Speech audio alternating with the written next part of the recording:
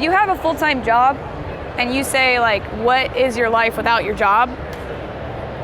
And you do that all the time, including overtime, there's really not much interesting. So is it ever exhausting to you, or are you so passionate about what you're doing that it's just like constant, you know, like I really enjoy this? It turned into, it was a hobby to a professionalized hobby, and now it's my job, but it's kind of my way of life, actually, because I really enjoy what I do. That's awesome. Good for you. So how do you balance, you know, streaming on Twitch for 6 hours a day, coming to conventions, Patreon, and working on your next costumes? Like, that's so much. Like, how do you find a balance to all that? It's a little bit complicated, but I found a way to make it work. Where for Patreon, what I do is there's a lot of bonus content. I'll take about like a whole week where I'll go out and do a photo shoot and binge all that. We'll use all of those images throughout the rest of the couple of months, maybe 4 or 5. And then when I'm streaming, I'm working on my costumes to shoot on photo shoots with David. So you kind of combine like multiple forms of media.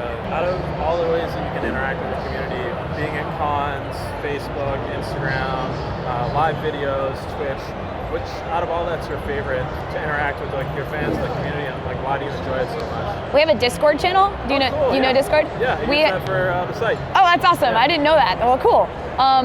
We use Discord to talk to our community, and we don't mean to paywall people, but it's for Twitch subs and it's for Patreon backers, and we use that because it helps prevent a negative community from forming as the internet happens. The people that are there are the people that want to be there. Yeah, if you're paying there, you want to be there, and you're going to try to have a good time. We've found a way to make it a family. It's actually not just a hi-bye kind of situation. That's fantastic. Like, what does your selection process look like? Like, obviously you have so many different areas of interest and passion. Like, how do you decide like what you're going to do next? Is it just like, that looks cool, or is there like...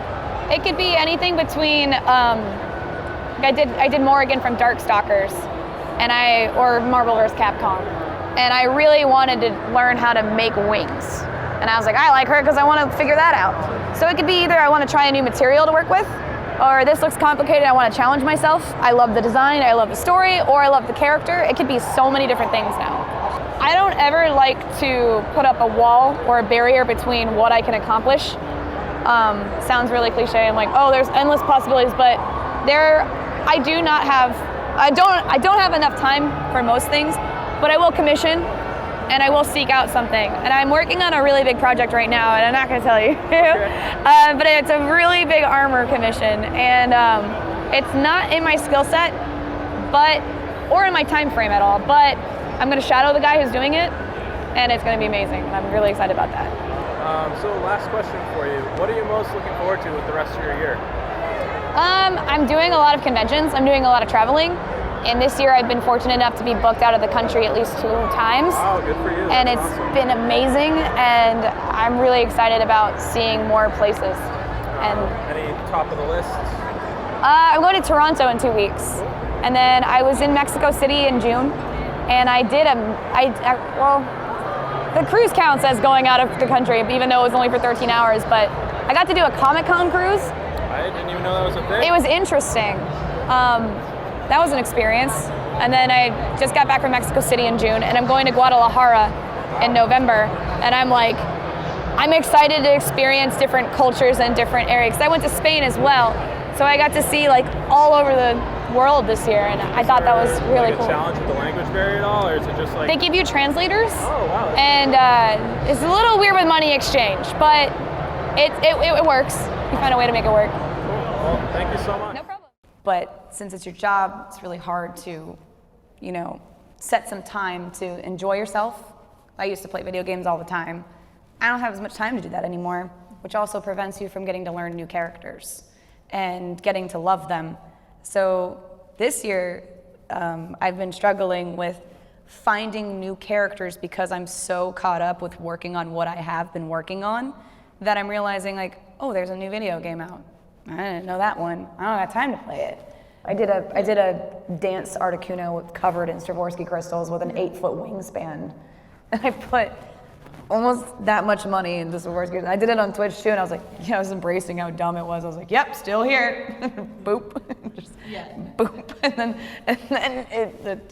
some of these people are in my chat and saw it, and I was like, I got it, and then it'd fall off and go down in the carpet. I'm like, that was $5 worth of, where is it? Yeah, I'm pretty sure it's like $6.99 for a package of like 10 crystals. It's so worth it. And you can't even buy them in bulk. No, they sparkle in the dark. They are so, and when they sparkle, it's like a rainbow iridescence, and you can't top it. You can tell when it's a Swarovski crystal over a plastic rhinestone with glass in it. But my most detailed one was Liara Tassoni from Mass Effect. I spent 375 hours on the headpiece. I hand sculpted all the details, and in fact, if any of you guys are Mass Effect fans, yes. What you might not know is that the game is so detailed that certain Asari races, because she's an alien, have a certain amount of gill slits. So if any of you guys play Mass Effect, they have Arya T-Loke, she has 4 gill slits. Liara has 6. They all have different scale sizes. And I went into the grocery store and I was trying to find a way to make the scales, because they are a certain type of shape.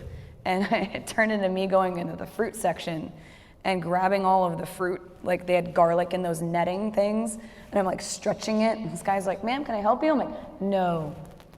And I'm like holding it like that, and I put it down, and I go to the oranges, and I'm pulling it. I'm like, all right, this looks good. I had to like stab that into the clay and scrape all the details in and pull it out. There was a character named Quiet from Metal Gear Solid, Phantom Pain, and my brother was like, you resemble that character. He was weirded out by it, but he was like, yeah, this would be a good move for you, and I did. And it was recognized by Kojima, and it was recognized by the actual franchise, and they had posted it and shared my work. I got a lot of traction for it, and it was a big deal. I was like, and then I'm also a huge Metal Gear fan. So that was really good for me. But then there's, the characters that you really like, the secondary characters that are not trending. However, sometimes their fandoms are so loyal that you will still get traction from that. So it should just generally be about what you love and not about what's going to take you to the next step. Because if that's your goal, you're not going to have a great time.